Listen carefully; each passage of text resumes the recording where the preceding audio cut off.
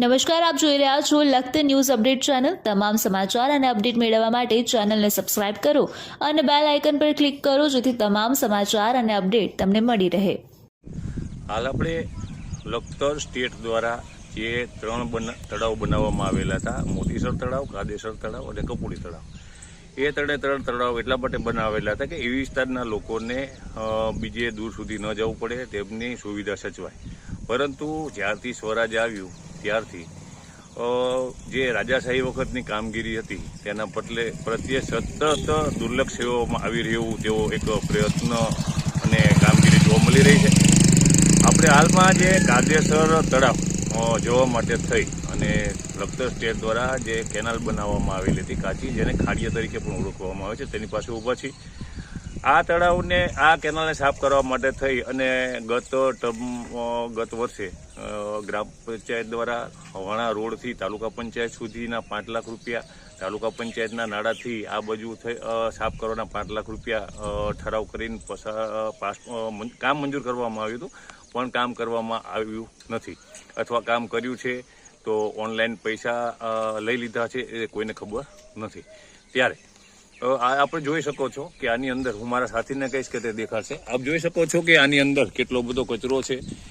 આ એક જમાનાની અંદર લોકો આની અંદરથી પાણી ભરતા હતા, પાણી પીતા હતા, અને જે માલધારીઓ છે, માલધારી સમાજ છે, તેમની ગાયું ભેંસું આની અંદરથી પાણી પીતી હતી અને તેઓ પાણી લઈ અને ભરી અને અહીંયાથી ઘરે પણ લઈ જતા હતા, પશુને પીવડાવતા હતા। પરંતુ હાલ આની દશા એટલી બધી ખરાબ છે અને આ અંગે અવારનવાર તંત્રને રજૂઆત કરવા છતાં તંત્ર કોઈ પણ પ્રકારનું ધ્યાન આપતું નથી।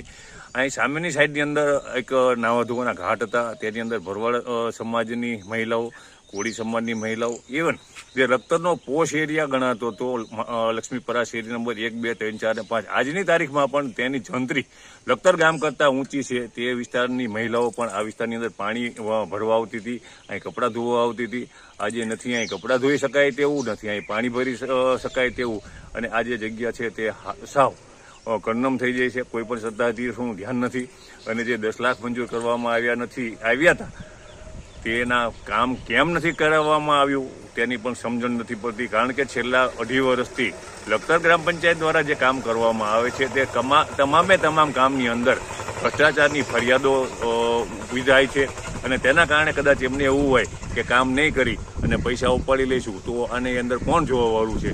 પણ જે લખતરના જાગૃત નાગરિકો દ્વારા સતત ને સતત આરટીઆઈ કરવામાં આવી રહી છે, જિલ્લા પંચાયત સુધી, કલેક્ટર સુધી, ગાંધીનગર રજૂઆત કરવામાં આવી રહી છે, તેમ છતાં કામગીરી કરવામાં આવતી નથી અને તેના ડરના જ કારણે કે કદાચ આપણને આમાં ટકાવારી નહીં મળે તે માટે થઈ અને તેમને આ કામ કર્યું નથી તેવું પણ લોકોનું માનવું છે ને લોકો એવું બોલી રહ્યા છે। ત્યારે આપણે લખતર ગ્રામ પંચાયતને લખતર ન્યૂઝ અપડેટના માધ્યમથી એક માર્ગદર્શન અને સૂચના આપીએ કે આને સાફ કરાવડાવે। આ વિસ્તારની મહિલાઓને ઠેઠ મોતીસર તળાવ સુધી કપડાં ધોવા જવું પડે છે, પાણી ભરવા જવું છે, તે ફરીથી આના જગ્યાએ તેઓ કપડાં પણ ધોઈ શકે, પાણી પણ ભરી શકે તેવી કામગીરી કરવામાં આવે, જેથી કરી લખતર ગામ જે ઐતિહાસિક ગામ ને જૂનવાણી ગામ હતું અને જે પહેલાં સુવિધા હતી એવી ને એવી સુવિધા ફરીથી મળતી થાય તેવું આપણે એમને નમ્ર વિનંતી કરીએ, સૂચના પણ આપીએ અને માર્ગદર્શન પણ આપીએ। વિજય જોશી, લખતર ન્યૂઝ અપડેટ, લખતર, ગુજરાત।